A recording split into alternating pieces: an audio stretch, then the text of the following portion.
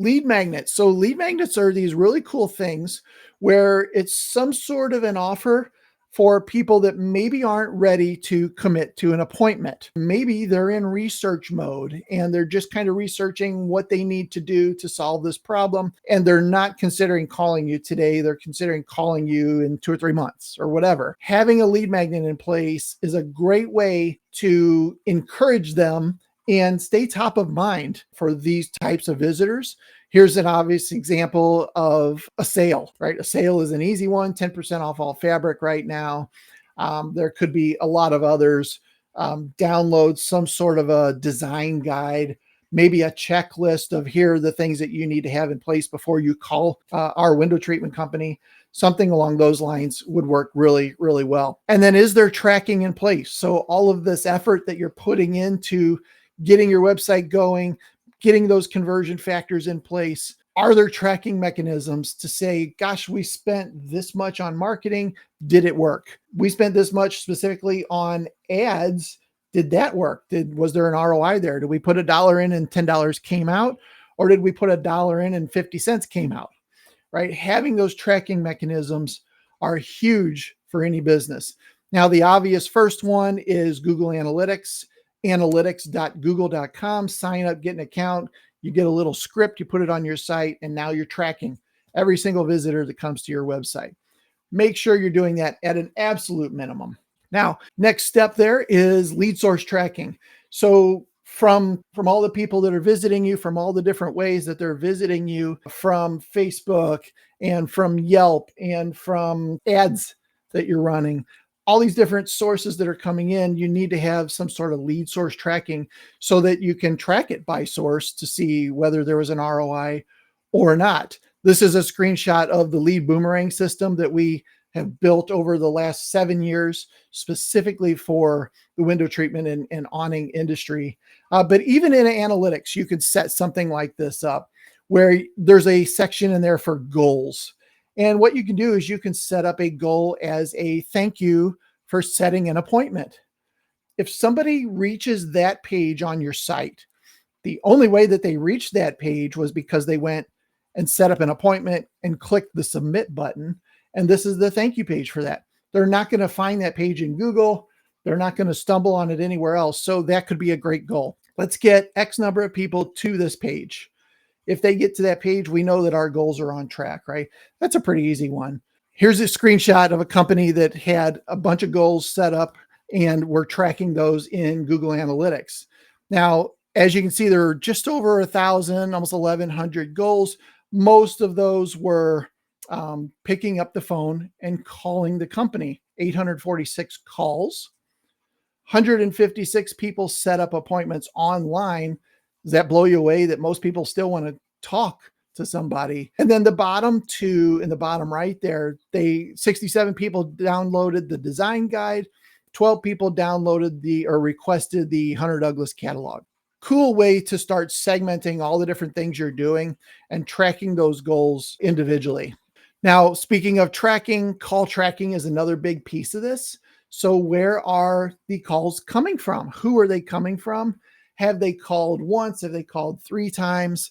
All of this kind of call tracking can be done inside like the lead boomerang system, for instance, and then setting up different phone numbers for different sources.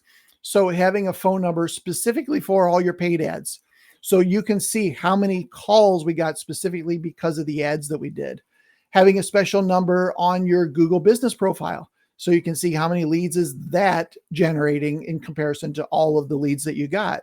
So having call tracking in place is a huge piece of the recipe for sure on the digital marketing side.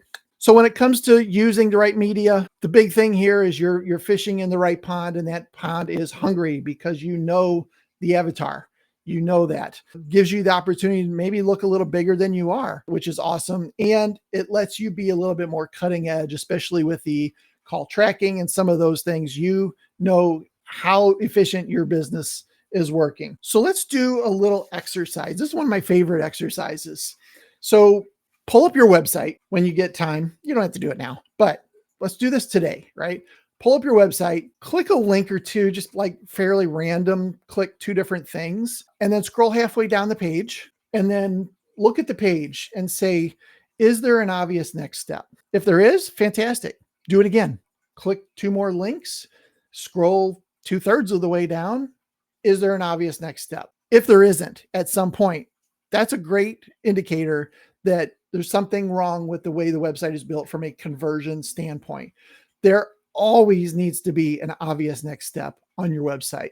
Now, as a little bit of a bonus, do this on your mobile device and see what kind of results you get. Obviously, a lot smaller screen, scroll halfway down. Is there something I need to do? Is there an obvious next step for me at this point? So do that. Is there a click to call? So is there a phone number that I can click and it pulls up the phone app on my phone that I can just dial? I don't have to copy and paste the number, that kind of stuff. So test it on a couple different devices. I think that's a great idea. Now, when it comes to conversion, the problem is a lot of people that come to your website just leave and don't do anything, right?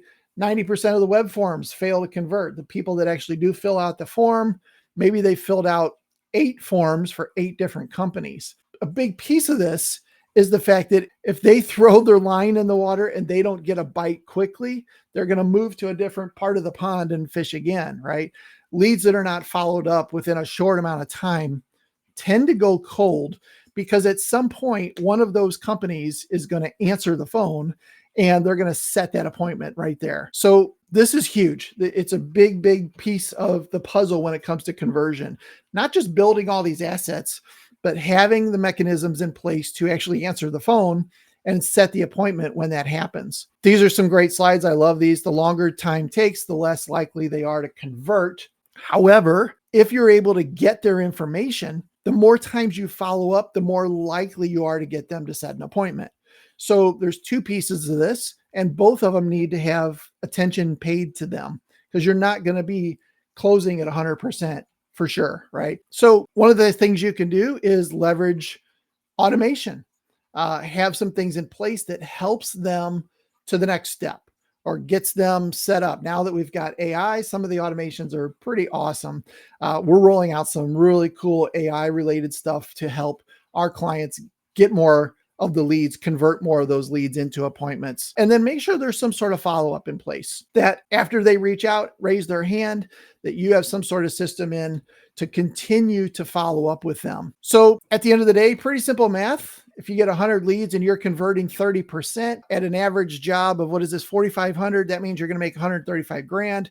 Take that same 100 leads and work on a system to improve your conversion rate closer to, let's say, 70. Then that same 100 leads with that same average ticket is worth more than double that. There wasn't additional effort. You just had the mechanisms in place to make that happen. So it makes every lead that you get a lot more valuable. So I encourage you to have some systems in place to do this.